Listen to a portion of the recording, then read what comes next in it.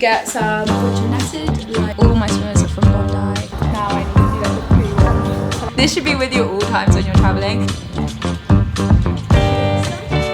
are all packed like so. They are. Hello and welcome back to the channel.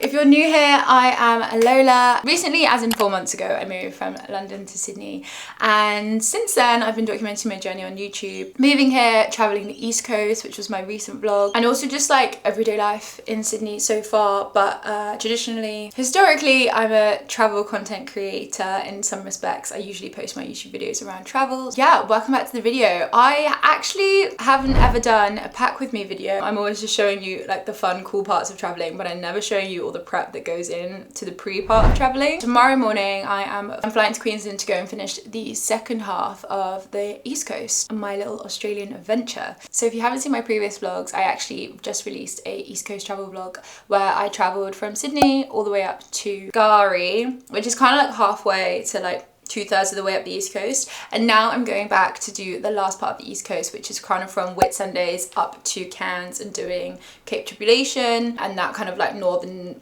part of the East Coast. So I'm super excited about that, but I thought I would let you guys know how I packed for my travels. We're on a bit of a time crunch today because I actually do have a shift this afternoon and plans this evening, so I've only got 2.5 hours this morning to organise and plan my life, pack my things. Another disastrous thing that happened this morning was that my washing machine broke with some of the clothes that I need in it. So I also this morning have to go to the laundrette to finish washing my clothes, which is great. First things first is organising my clothes. I've pulled all of my clothes out of my wardrobe that I think that I want to take with me, and this part of the process is pretty straightforward. I mix it up into piles. So I always sort my clothes out into piles: bottoms, tops, pajamas, swimmers. All my swimmers are from Bondi, and activewear all over here. And then what I have to do is organize these all into bags. When I left England and when I've like traveled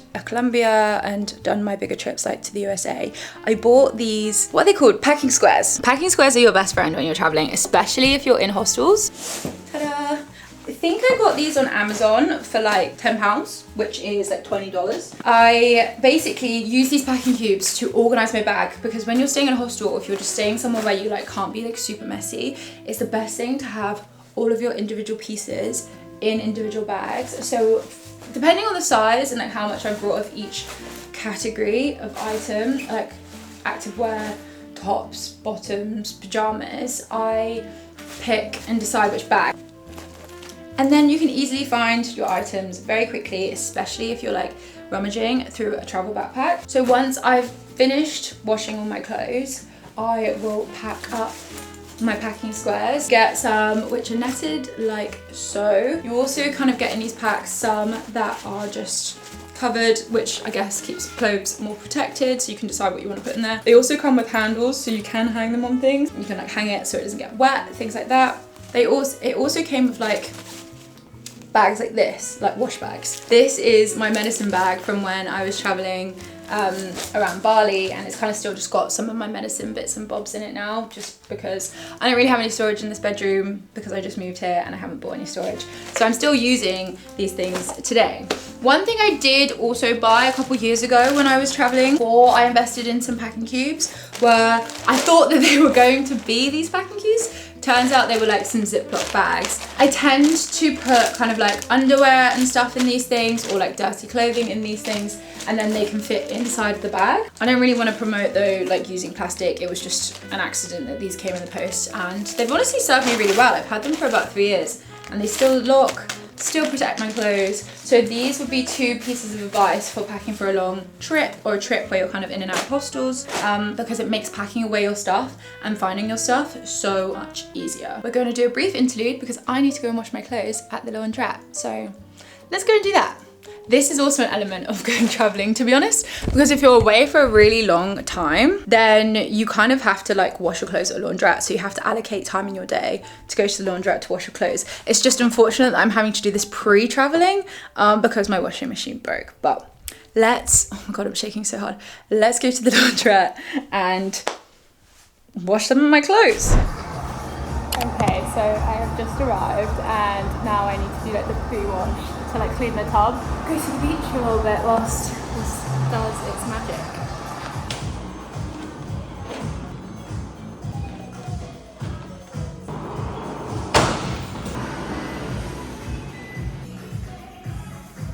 Okay, so now that's all done, I'm gonna go and head to the beach. I've set my phone for a 30-minute timer and we'll be back when it's ready.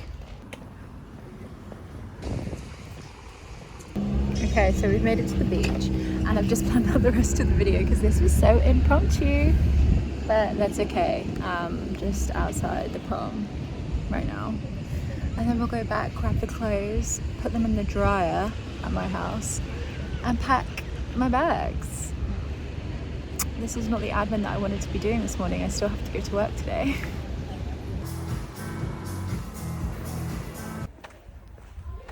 So we are back home. I've just laid out all of my things on my bed to organize them into piles to decide what it is that I'm gonna take, and I think I finally settled on the items of clothing that I'm gonna take. I also just got my shoes out, so I probably take an excessive amount of shoes on holiday. I have different shoes for different reasons. I also dislike, I'm trying to use hate less, I also dislike feeling uncomfortable in places, so like I feel like I need to be appropriately dressed to go to certain areas. Personal trait of mine, yeah, I can't like wear the wrong shoes to places. So the first thing up on my list is like a nice nice pair of just like sandals, like very thin, they flatten really well, which is why I don't feel so bad bringing them. Then of course my old and trusty Birkenstocks. These have been everywhere with me, and I actually hated Birkenstocks before I got these, but now I'm obsessed with them. You'll see these on all of my beach pics because they always hold down my towel. My Solomon XT6s, you guys, if you've seen any of my other vlogs, you'll be familiar with these. These have been my holy grail since moving to Australia. I bought them here.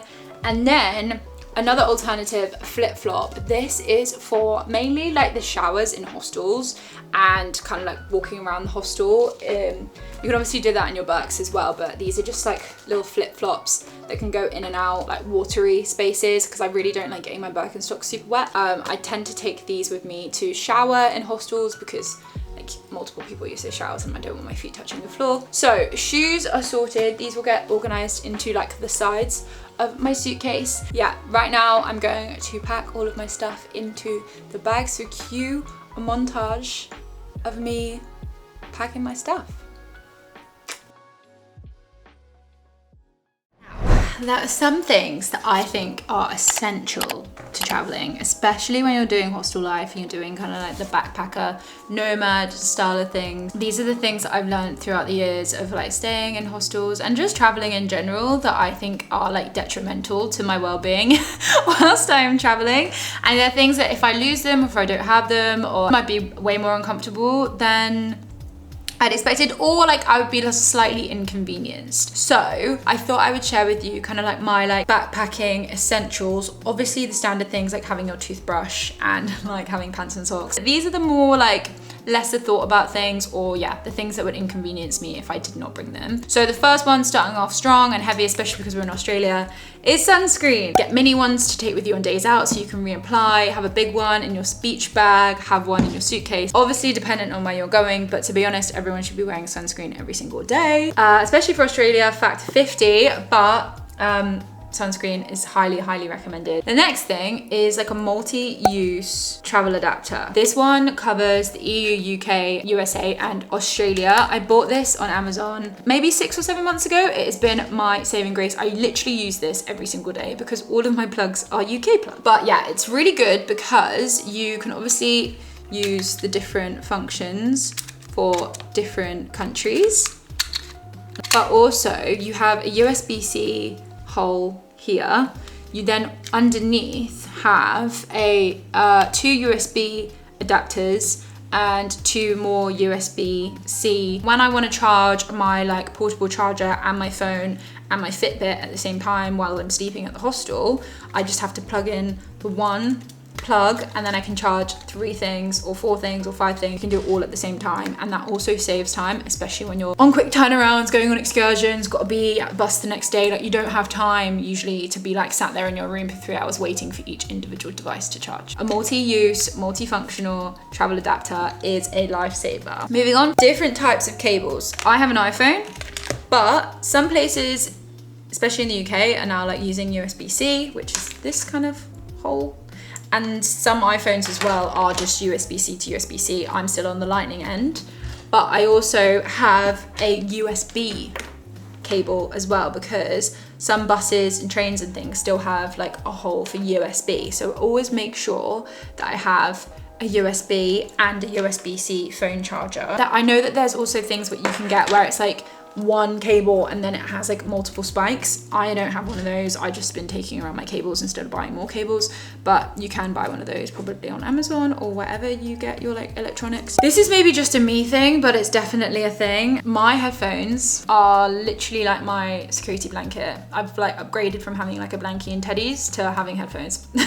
So when you're on public transport, when you're just like chilling, people who listen to their phone out loud on public transport, I can't even get into it. Like, that irks me so badly. And there's nothing worse than being on a 3-hour bus or a 3-hour train or however long with nothing to listen to or to watch. In cases of emergencies, if my headphones do die, I actually always have on me as well wired headphones so that I can plug in wired headphones into my phone. And I've got one with the USB cable. No, sorry, the lightning cable, but I also have some headphones which aren't lightning cable in case I'm on like a plane or something and my headphones die. The next up on my list is a portable charger. I got this one from Anchor, again on Amazon. I'm sorry I come from the UK. My mum has Amazon Prime. What am I gonna do? What am I gonna do? At the last minute, if I needed a portable charger, I'm gonna get it from Amazon. But this is an Anchor portable charger. This one's really cool because it's very compact, really small. Like, this is my iPhone 14. This is the charger. It has got an entry point for a USB, but it also has an entry point for a USB-C. And I think it charges faster via the cable, but it also has MagSafe functionality. Can now charge my phone whilst holding on to the portable charger in my hands, which is convenient sometimes if you don't want to be attached by a wire. Never be without charge, then you won't get lost anywhere without a phone. I mean, obviously you can ask someone to borrow theirs, but I also have like an emotional attachment to making sure I always have a portable charger on me. Now, for when you're in a hostel, this will be your best friend. An eye mask is your best friend because you're going to be sharing a room with multiple people. You don't know who's going to be inconvenient enough to turn the light on in the middle of the night. Just people rustling around and stuff. I feel like it just blocks out everyone else's drama and keeps you inside your own head when you're trying to sleep. Also really good if you're tired on like train journeys, plane journeys and stuff, and it's the middle of the day, you can just pop this on,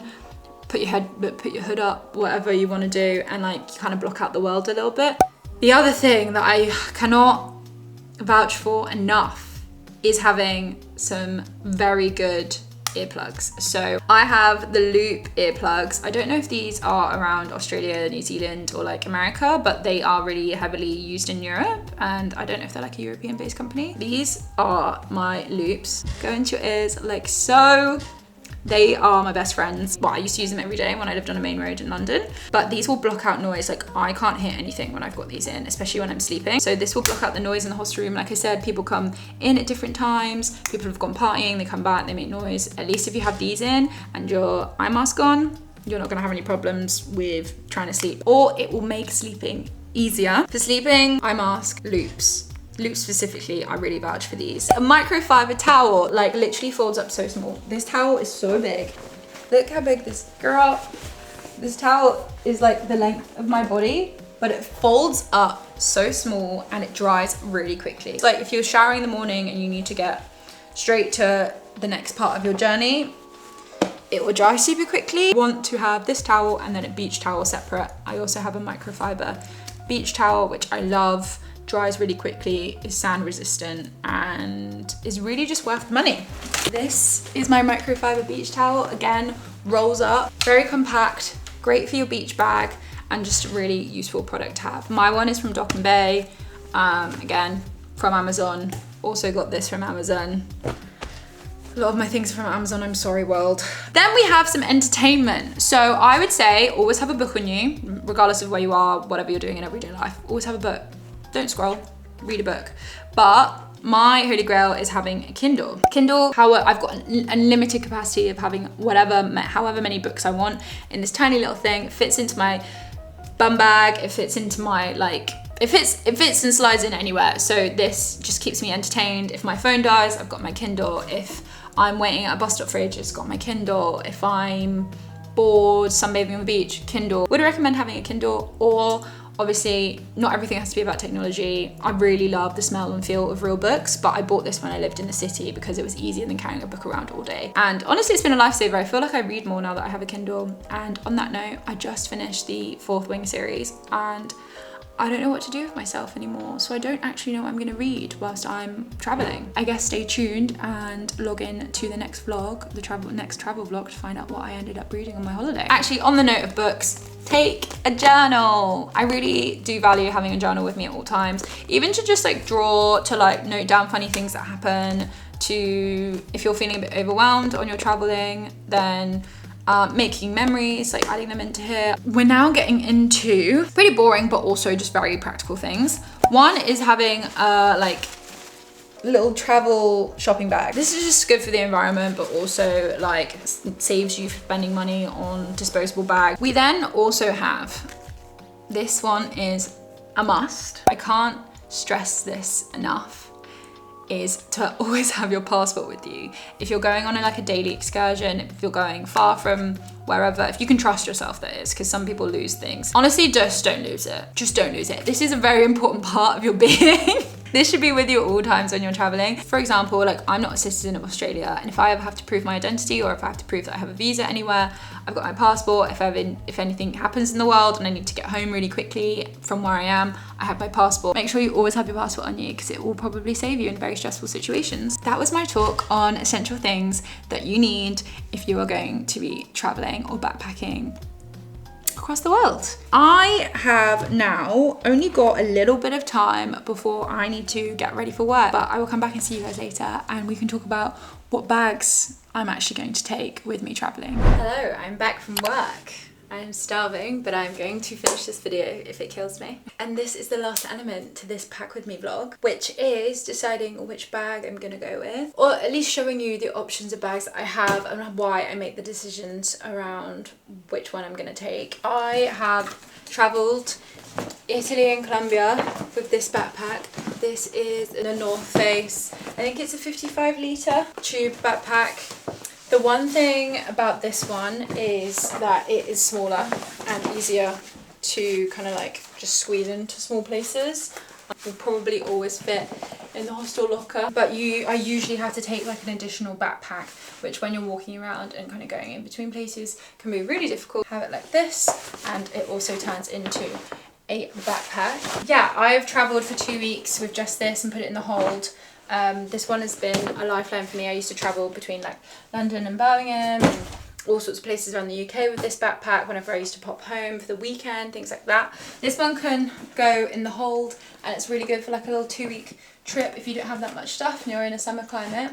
And then when I moved to Australia and I did backpacking around Indonesia and Singapore and then came to Sydney, I thought I wanted to get some good quality, another good quality set of bags, which are is the Osprey, I think it's the Fairview 70. This one is the shape that's created for women specifically, and it's a really good one. So you can get the Osprey travel backpacks. There's one specifically made for men, one specifically made for women. I got the ones made for women in the black, and it comes with a detachable backpack, which I honestly used so much whilst traveling, like going on any hikes, day excursions and stuff. This day pack is amazing, but it also attaches, I'm not going to demonstrate everything, but it also attaches to the front of this bag. So when you're going like a distance with your big backpack, you'll walk to the train station or something, you have your big backpack on your back, and then you attach the small backpack as well, and then you carry everything all at once, which is so useful.